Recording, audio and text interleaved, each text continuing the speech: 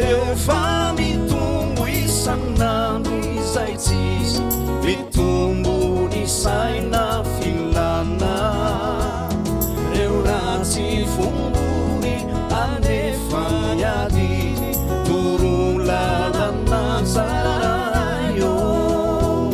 jereo fa mitombo isanandro izay tsisy mitombo ny saina filana